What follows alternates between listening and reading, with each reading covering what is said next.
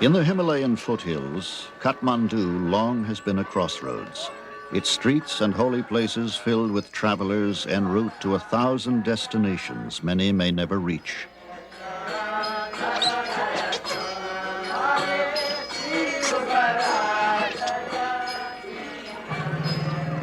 Watched by the gods, some go to market to sell or buy.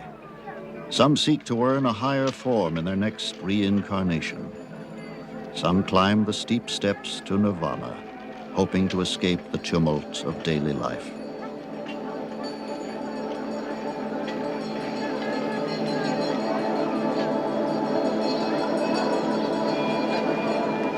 Sometimes the destinations are only disguised beginnings.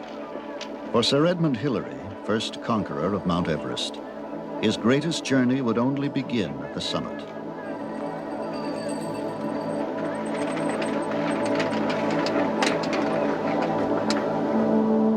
It would traverse not only the great landforms of Earth, but a less visible geography, the private landscapes of one man's passage through the years. At last, among the long, isolated Sherpas of the Khumbu region south of Everest, it would bring a new challenge, a new adventure, hardly 20 miles from where his journey began.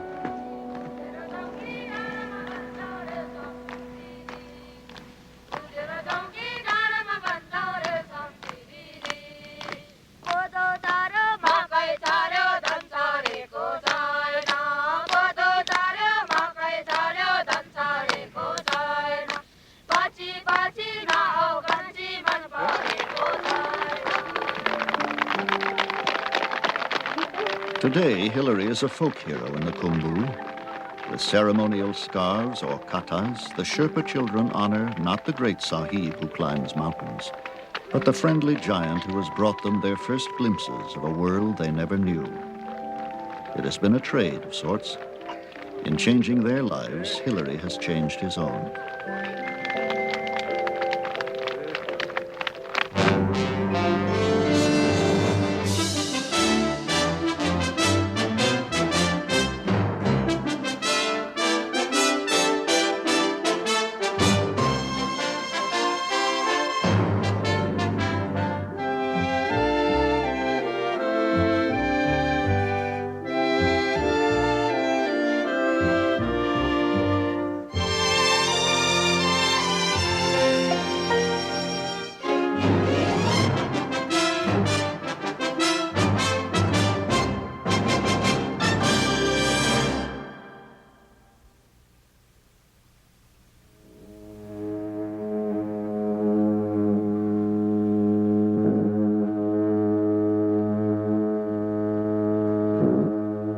In the Khumbu highlands of Nepal, each dawn is a discovery.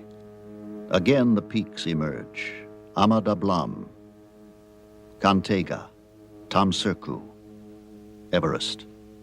Silent sentinels of Earth's highest mountains, the Himalayas.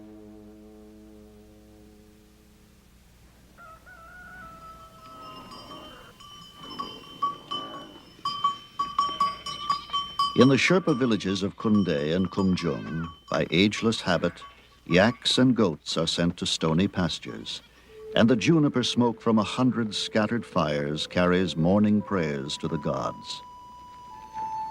At 13,000 feet, the gods are never far away. Formed 40 million years ago by the collision of the Indian landmass and the Eurasian continent, Nepal is a country set on edge. Here, near Everest, Tibetan Sherpas long ago found sanctuary. Here, for centuries, they lived in rigorous isolation, an island in time. One man has become a major instrument of change, bringing both blessings and danger. With his son, Peter, Sir Edmund Hillary has returned this way many times. But this year holds a special meaning. It is the 30th anniversary of the first conquest of Everest. I get quite a thrill every time I come back to these two main Sherpa villages. There's so much here that's pleasantly familiar. There's also the thought of soon being reunited with so many old friends.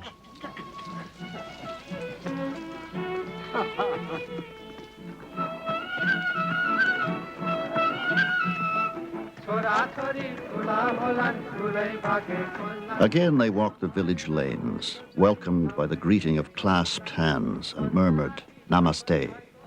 Already fields are being prepared and planted with grains or potatoes for the short upland growing season.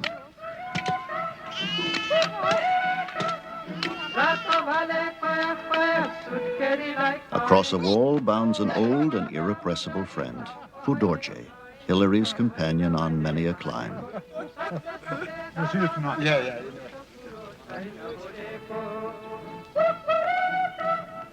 Everywhere young life explores a world made new.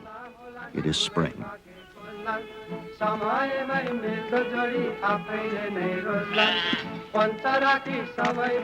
At last, father and son enter the house that long ago became a second home.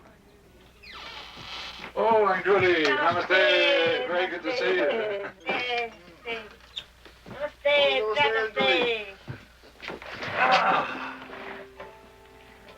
In this house, I can always be sure of a warm welcome and a cup of Tibetan tea.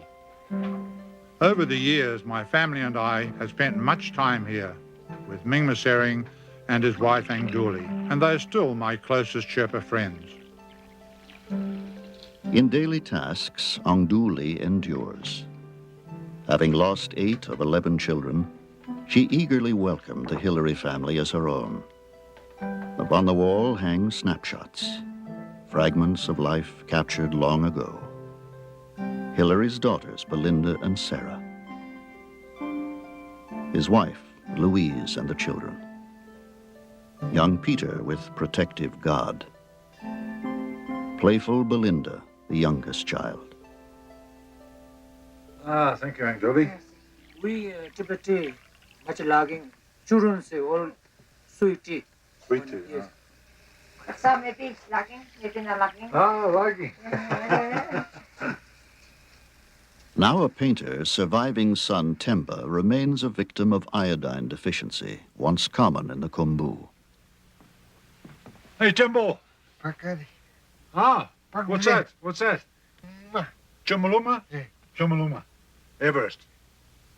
Pivot on which so many destinies have turned, it was Everest that once joined the widely separated lives of Hilary and Tenzing Norgay, his Sherpa partner on the historic climb. Now, amid the peaks on the trail to Everest, they meet again. Still strong at 69, Tenzing and his daughter Deki have come from Darjeeling to join the anniversary festivities. Oh, Tenzing! Good to see you. My goodness. Well, yeah. Oh, hi, Dickie. How are you? Nice to meet you. Hi, long time, Tenzing. Good to see you again. Yes, Tenzing. Did you have a good walk up? Oh, very well. Good. Fine, thank you.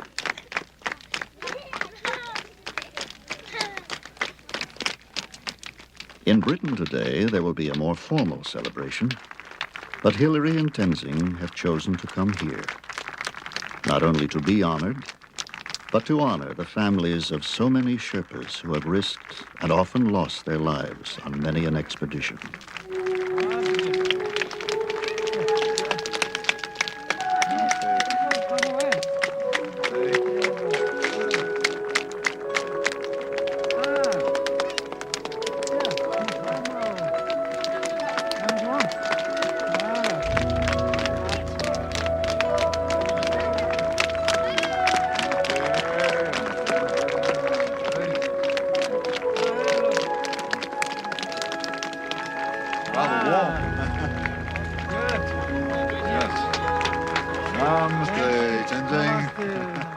For a moment, two aging heroes pause to honor each other, look back to the victory they shared. Remote, seemingly beyond the reach of human effort, the towering mass of Everest at mid-century had defeated all attempts to reach the summit. Then, as Nepal opened to foreigners, assaults at last were possible from the south. In the British expedition of 1953, guide Tenzing Norgay, already veteran of 5 failed attempts, would be teamed with Hillary, who earlier had cited a possible route via the South Col.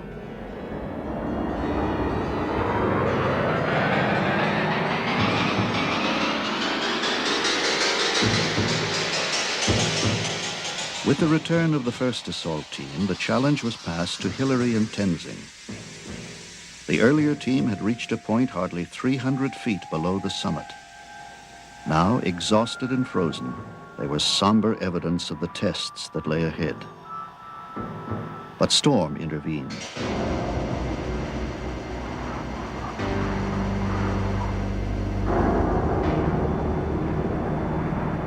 Only after a night racked by winds could Hillary and Tenzing at last climb the icy blade to the summit. There they left in the snow a bar of chocolate and some biscuits. At a lower camp, the main party waited in growing suspense while leader John Hunt scanned the ridges and icefalls above.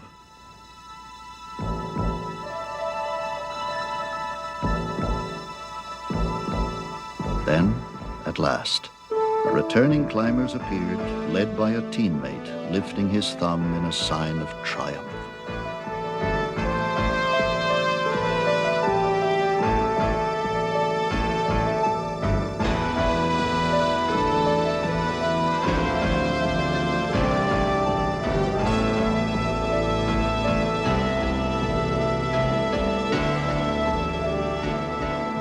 Briefly, the triumph was shared only with comrades. Then word flashed to the world. This is the BBC Home Service. Here is the news. Mount Everest has been conquered by members of the British expedition. The news reached London in a message to the Times. It said that Mr. E.P. Hillary, a New Zealander, and Tenzing Bhutia, a Sherpa, had reached the summit last Friday, May 29th. The message added, all is well. In London, the coronation of a queen now was marked by a fitting tribute. For a new Queen Elizabeth, an obscure New Zealand beekeeper had set a flag in high, thin air, past a boundary never crossed by man. Quickly knighted by the Queen, Sir Edmund soon pledged loyalty to another lady, Louise, the young musician who became his wife. Yet domestic bliss soon would be exchanged for the wintry wastes of Antarctica. There, Hillary would lead a caravan of modified farm tractors to the South Pole, setting up supply depots for the first Antarctic crossing. Hero to the world, symbol of high adventure, his life would become a continuing odyssey, seeking new challenges around the globe. Sometimes, with the indomitable Louise on less spectacular expeditions, in New Zealand or the Alaskan wilderness, he discovered the new adventure of watching his children grow.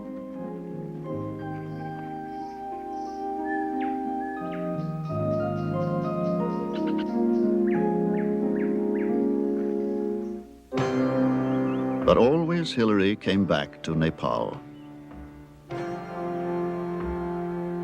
Long a forbidden kingdom, locked from the world, Nepal had barely 200 miles of road when at last opened to foreigners in 1949. Its few vehicles, machines, and even grand pianos were brought over the southern ridges on the backs of men.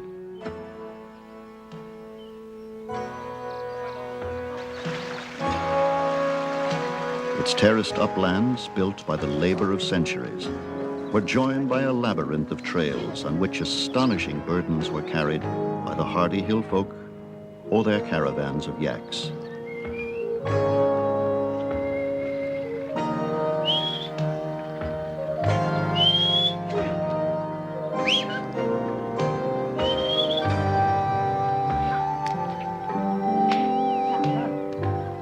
Later, each return of the family would become a journey of discovery, particularly for Louise, whose light-hearted accounts of their travels soon became best-selling books.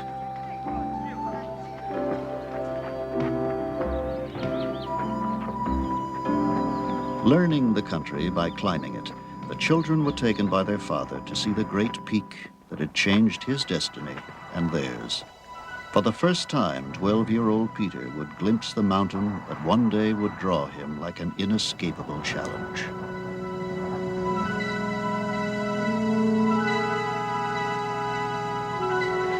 With deepening regard for the warm-hearted Sherpas, the Hillarys eagerly lent a hand wherever needed, opened the door to a culture distant from their own origins. On a mountainside at Tami, not far from the Tibetan border, they helped build a supporting wall for a Buddhist monastery.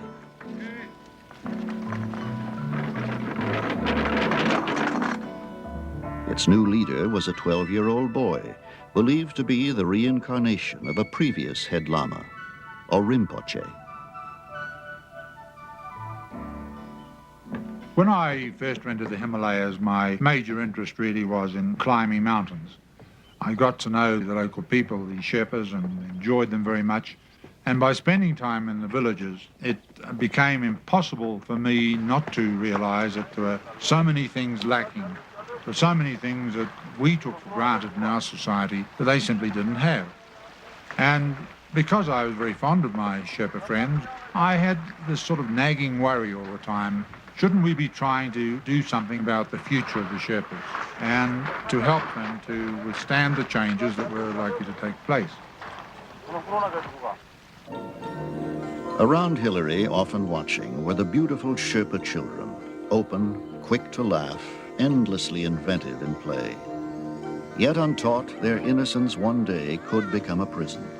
In all of the Khumbu, there was not a school to help them grow. He would always remember the words of a village leader, "Our children have eyes, but they are blind."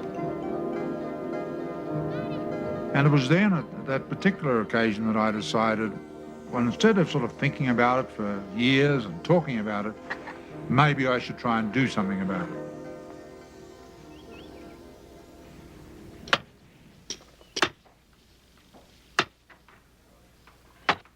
Abruptly, Sir Edmund Hillary became a part-time carpenter. Drawing help from contributors in New Zealand and the United States, he formed the Himalayan Trust to support the program. Today, still building after more than 2 decades, he has completed and staffed no fewer than 22 schools across the Khumbu.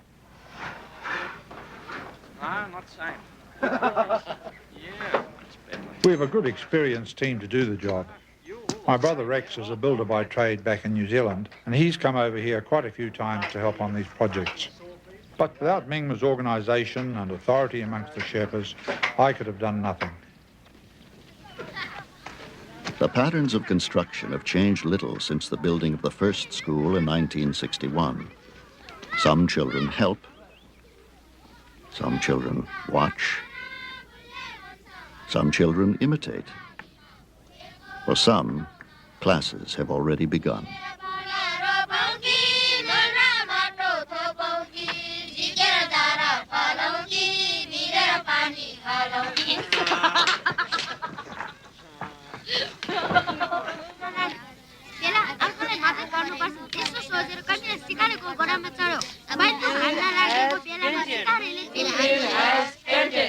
His house. His house. The men have climbed. The men have climbed. The mountain. The mountain. The mountain. The mountain. The men have climbed the mountain. The men have climbed the mountain.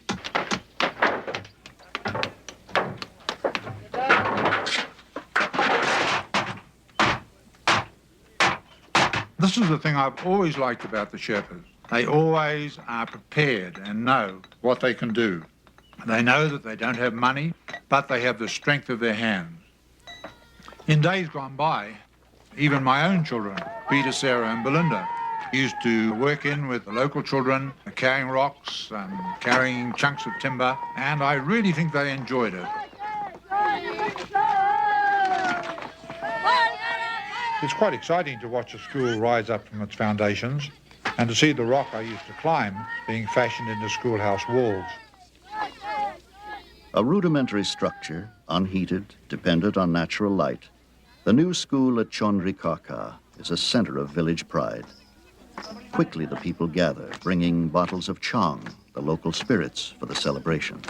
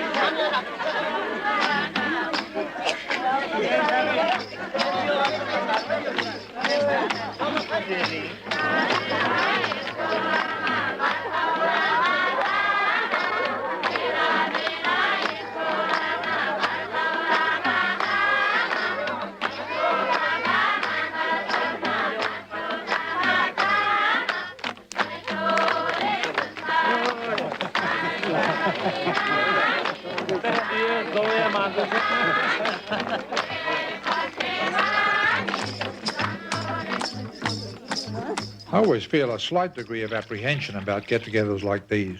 Any Sherpa gathering tends to become a somewhat festive occasion, with the local beer and spirits flowing rather freely, and mostly in my direction. And it's really quite a challenge to survive these functions in an upright position.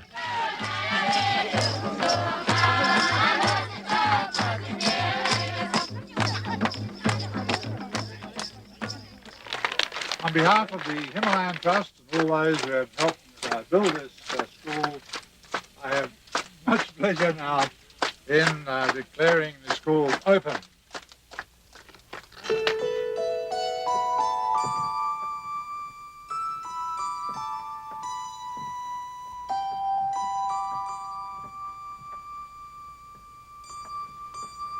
For the first time, the children enter the still empty classroom.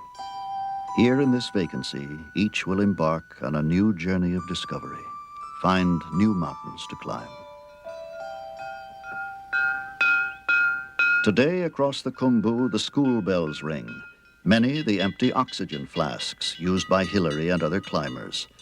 Over the highland ridges, more than 1,000 Sherpa children hurry to class each day. Some to schools more than a 3-hour journey from home. Are you sleeping? Are you sleeping? Brother John, Brother John. Money bells is ringing, money bells is ringing. Ding dong, ding dong, ding dong.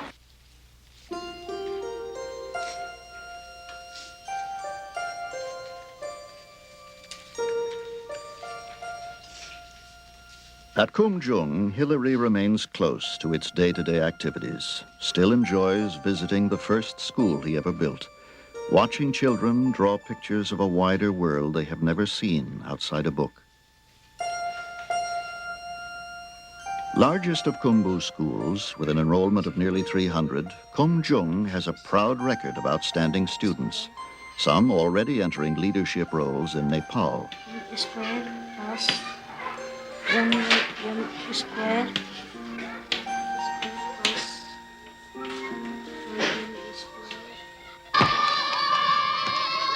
The soccer team, of course, remains invincible to lowland teams who quickly struggle for breath at 13,000 feet.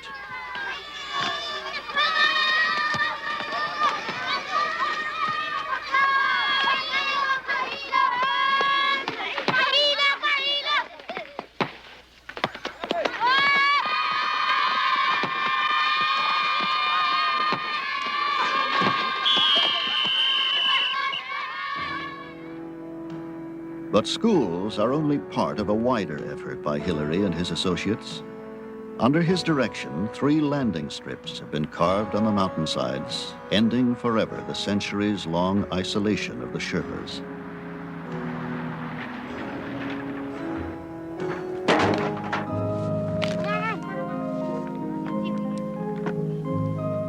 In the mysterious symbols printed on the cargo, passing children sometimes try to imagine the wonders of the world from which it came.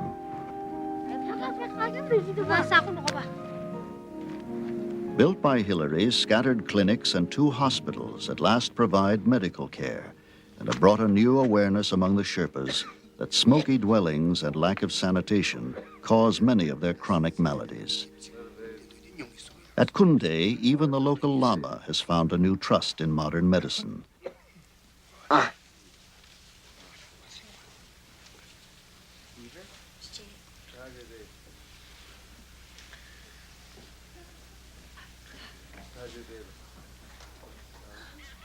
In a region where formerly half the youth died before 20, there has been a dramatic improvement in the treatment of children's afflictions and a corresponding drop in the mortality rate. For some, the cures seem nearly miraculous. Here, a boy whose hearing has been severely impaired since birth can hear the full wonder of sound for the first time.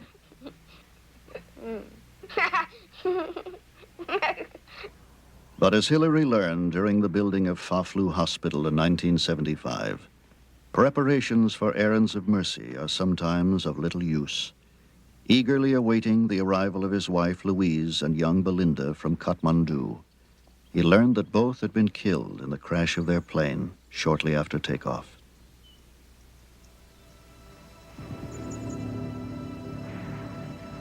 For Hillary, that day was darkness, the beginning of a long journey across a private wasteland without compass or place to rest.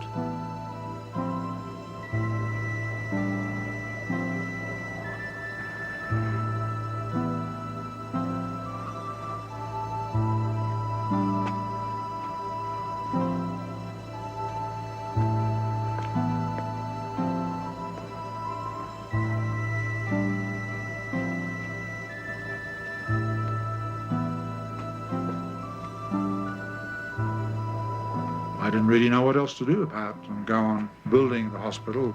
And then later we went back to Khumbu and spent time with Mingma and Angduli and various other friends, and that was it. And they, had all helped a bit.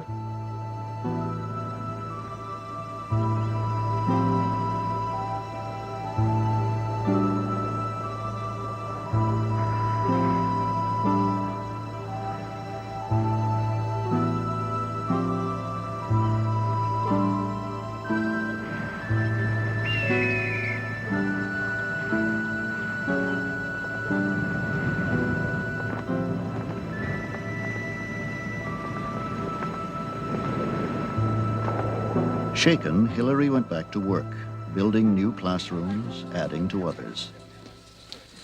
That wall's a bit bulgy. Yeah. Well, I think it'd be better to do a proper job with it. And you'll have to put other frameworks in, won't you? Yeah. Yeah. It's measured. Now at Namche Bazaar with his brother Rex, he studies the damage of time and weather to a school built years ago, draws plans for needed repairs on its structure. I think we're going to lease it soon better than timber permit sometime. Still Hillary's trusted sirdar, or foreman, Mingmat Sering jokes over the division of labor in providing the lumber, who will cut and who will carry. Helping carry. Are they helping carry? Yes. It's okay? Yeah, that's great. Sounds okay. It's a big help. Yeah, those fellow we cutting, giving, then they carry. Yep.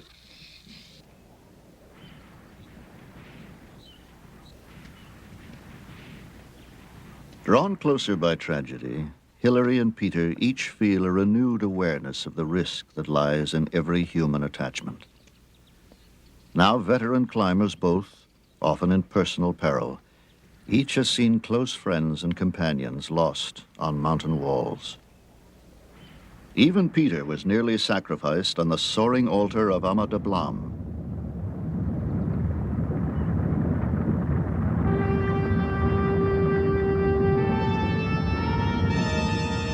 Struck by an avalanche high in its icy wall, severely injured and climbing equipment swept away, Peter nearly died in the 2 days before he finally could be lowered to safety.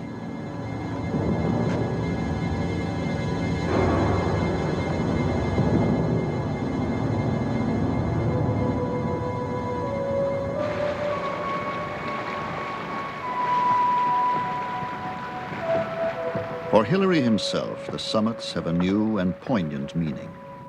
He can never again return to those icy heights. Several times in recent years, he has suffered critical attacks of cerebral edema, or altitude sickness. Twice in delirium, he has had to be led or carried from the thin upper air to lower altitudes to save his life.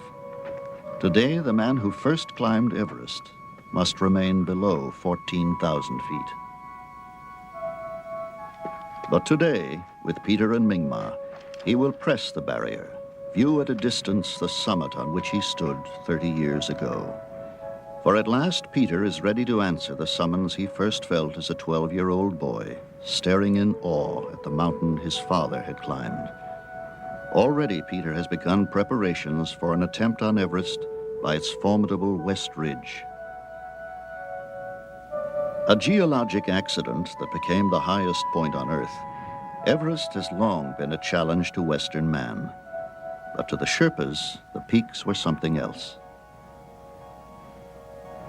Migrating from Tibet several centuries ago, the Sherpas found an endlessly changing world of mist and stone, where peaks and trees and streams appeared and vanished with magical swiftness. Quickly, their imaginations populated the landscape with gods, demons, and spirits of every kind. Even the trees were sometimes believed to be the dwelling place of sacred beings.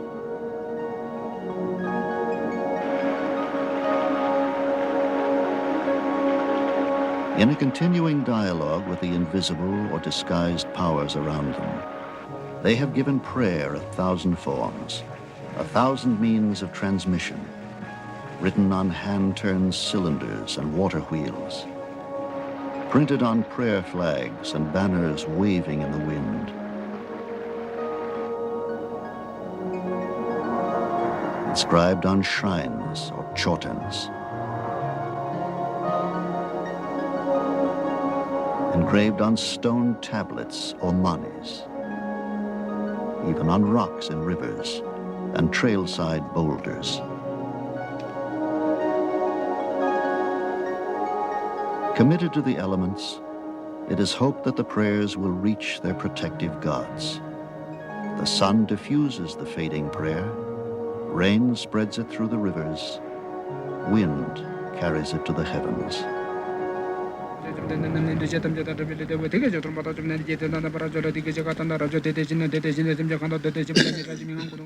Surrounded by prayer in life, Sherpas are followed by prayer even in death. Into the ear of the dead, the dying, or those soon to die, a monk chants passages from the Tibetan Book of the Dead to guide the consciousness of the deceased in the interval between death and rebirth.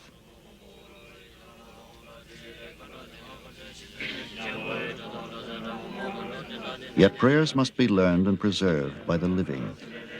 At Tami Monastery, its great library of Buddhist scripture must be read and taught each year.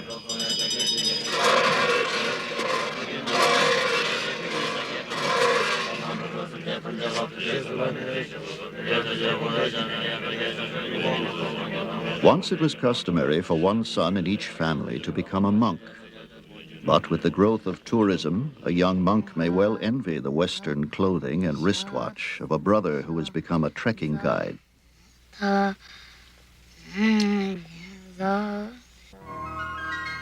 First encountered as a 12-year-old boy, the head lama again welcomes an old friend.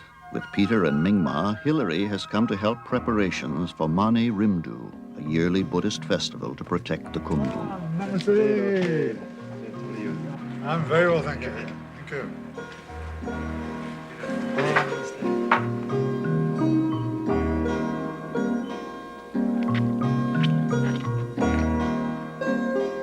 In the courtyard of the monastery, helped by bare-legged monks, Rex and the rest of the Hilary construction team are swiftly completing improvements on the paved court and adjoining structures.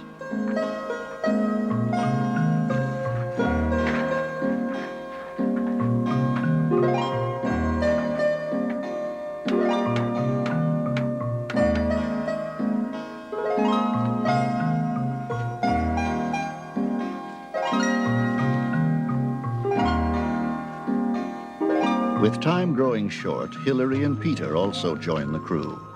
Soon the balcony and yard will be crowded with Sherpas and a few tourists who have made the pilgrimage over the steep mountain trails, some from villages many days' walk away.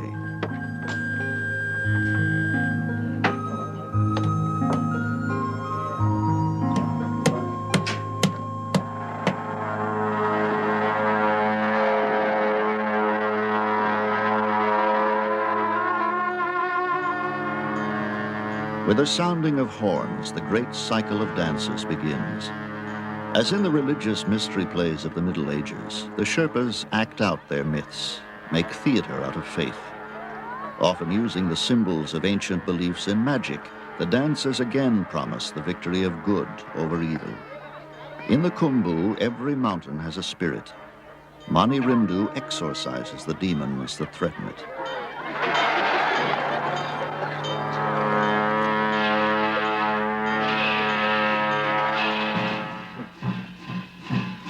Backstage in the Gompa, or temple, another ritual is taking place.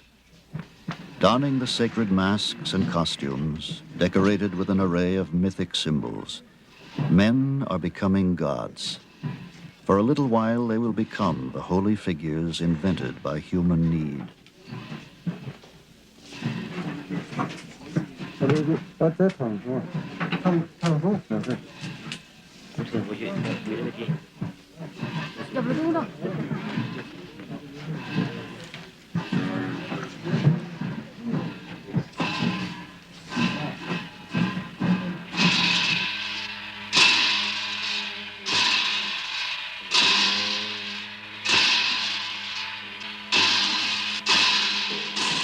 Now, like a challenge, a crash of cymbals demands the attention of the threatening adversaries. For it is in the dance of the so-called 8 Furies that the climactic struggle with the evil spirits occurs. In it, the benign gods rise in terrible wrath to defeat and drive away the demons.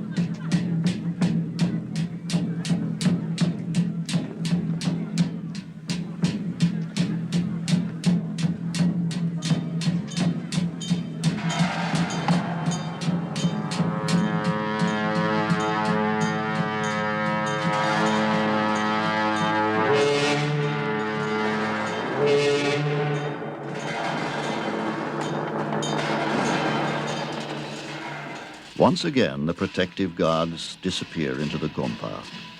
Once again, the villages are safe from demons for another year.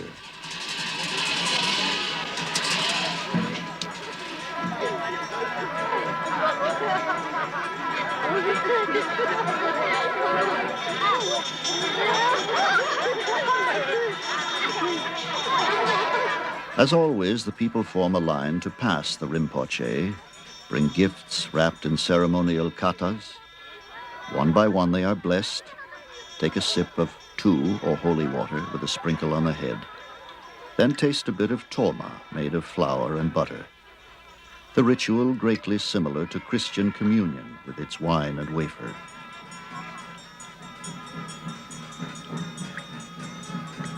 Yet watching the Rinpoche bless the people, Hilary remembers another visit when the head lama was a child and the Hilary family helped build a wall.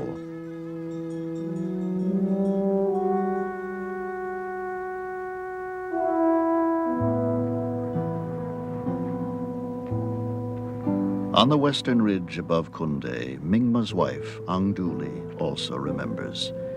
In a more private ritual, she brings juniper to the shrine she and other villagers built long ago for Louise and Belinda Hilary.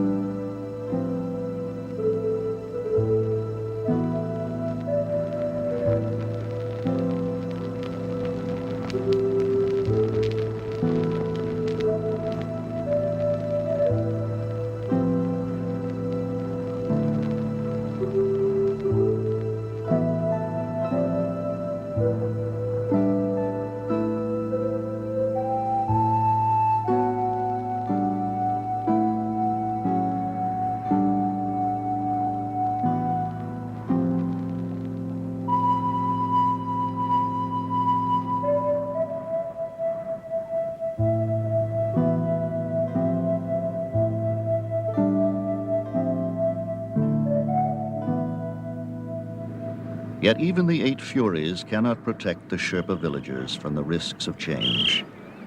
Once reached only by an arduous 2-week walk over mountain trails, the distance from Kathmandu now can be covered by plane in less than an hour, provided, of course, that the Lukla airstrip, which bears some resemblance to a ski jump, can be found in the frequent overcast.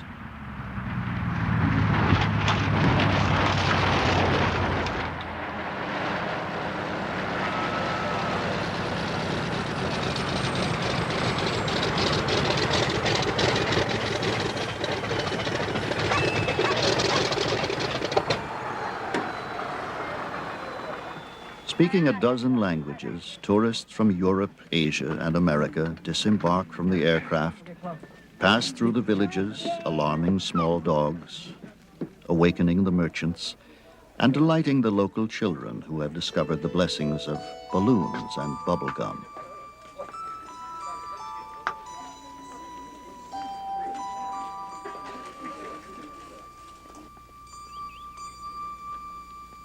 Today, the Khumbu is invaded yearly by thousands of trekkers and porters plodding the steep trails and spreading their bivouacs across the upper slopes like an occupying army. More ambitious are the expeditions intent on conquest. Since Hillary and Tenzing first reached the summit, nearly 150 men and women have stood on Everest. In Kathmandu, there is a growing list of other teams booking dates on which they too can attempt to climb Everest or a score of other peaks.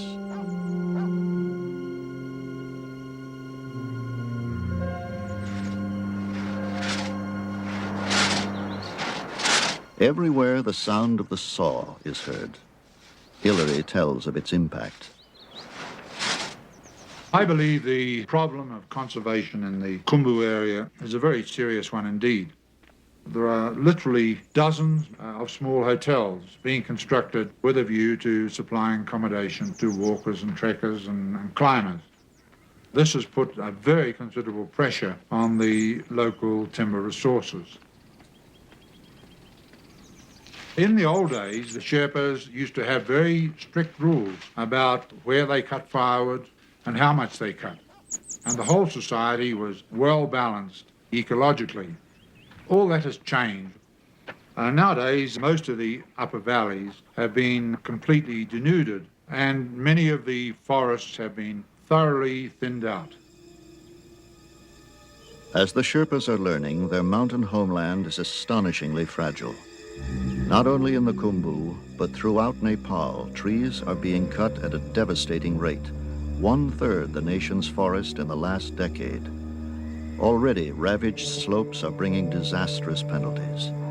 No longer held by trees, landslides are destroying terraces built by centuries of patient labor, have even swept away or buried entire villages.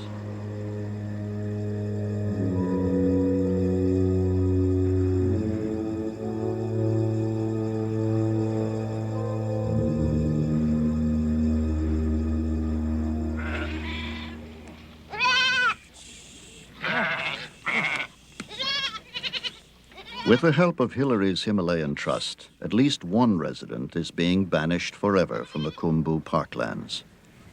Relentless foragers of seedlings and low vegetation, goats long have threatened the slow-growing shrubs and trees of the high country.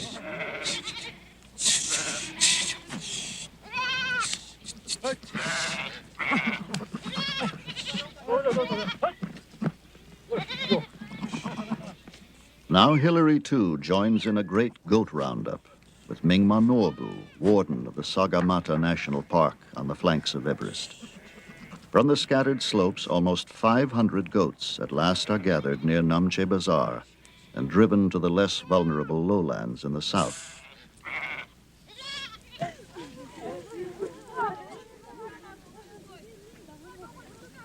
At park headquarters, Warden Mingma Norbu leads an intensifying effort to save the Khumbu from calamity.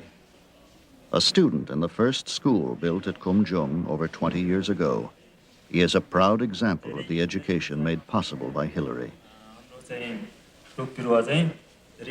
Now speaking both Nepali and occasional English, He teaches a new generation of Sherpa children to recognize the evidence of damaged trees and erosion on the scarred landscape around them. He stresses the critical importance of tree nurseries and the need for a wider program of reforestation, protecting not only their fragile world, but Sherpa culture itself.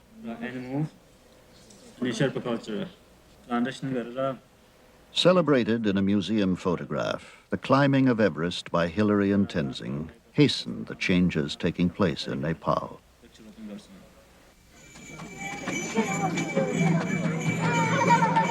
Now, on the 30th anniversary of that historic event, the Khumbu is no longer an island lost in time.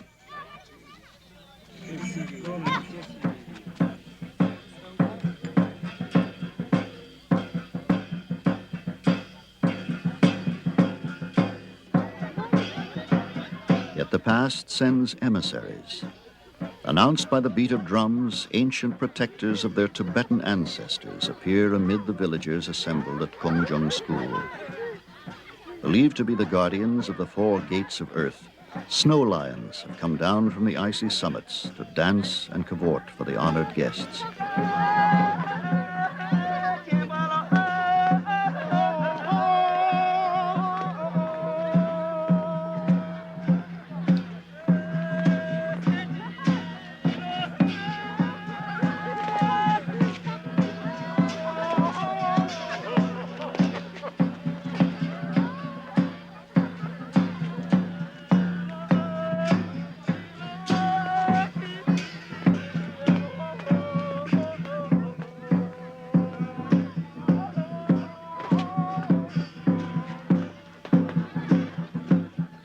While the conquerors of Everest sample the homebrewed chang of the village women, the school staff prepares a lesson on how mountains really should be climbed.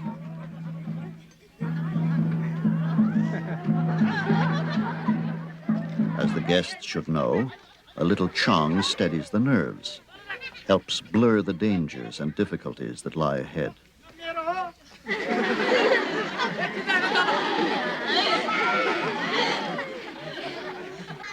A helping hand is always appreciated. Pace yourself. The steeper the slope, the more rest you need. Try not to trip on a tangled rope. The fall may be farther than you think.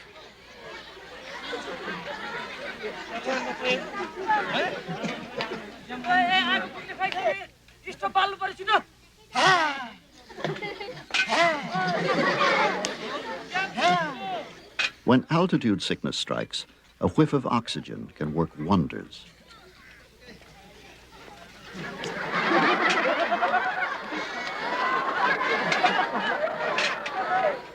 When lost, look for the summit. That's where you're going. What's that? Oh, that's one very big stone.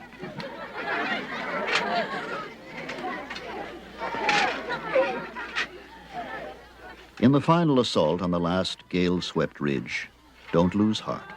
You must help to me. Hello, Santa. You must help to me. Oh, okay. Hello, Santa. Hello. I'm ready. I'm going to die. I'm going to die. Hello, Santa. Okay. Thank you very much.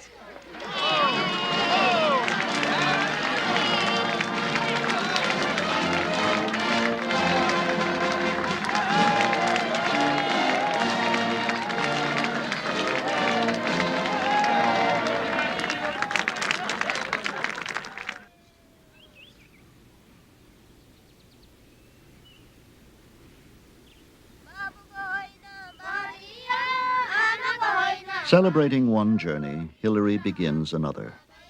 From Kongjung School, he leads a climb of children.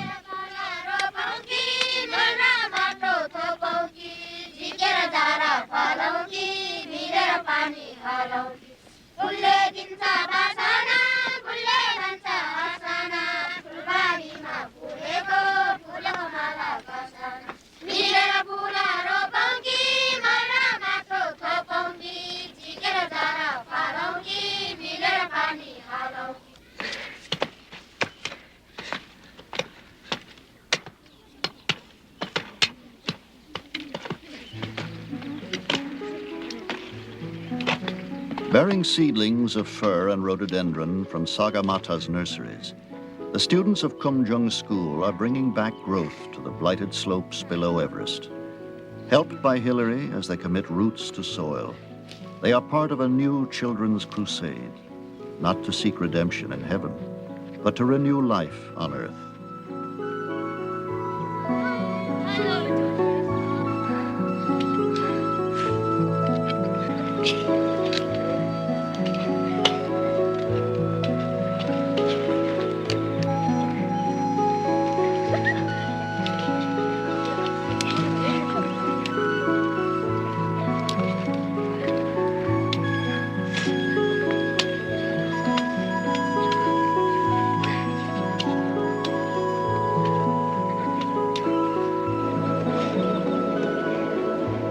Around Hillary stand the silent witnesses of the journey he began long ago.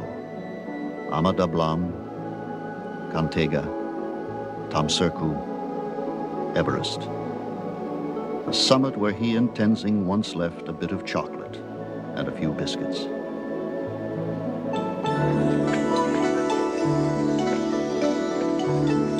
Today, he has brought a richer gift, the small beginnings of a new woodland, the little trees protected by the prayers of children.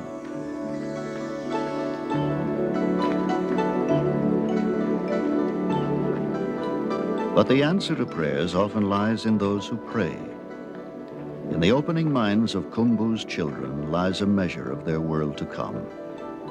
In them, Sir Edmund Hillary long ago found something more satisfying, more enduring, than leaving a footprint on a mountaintop.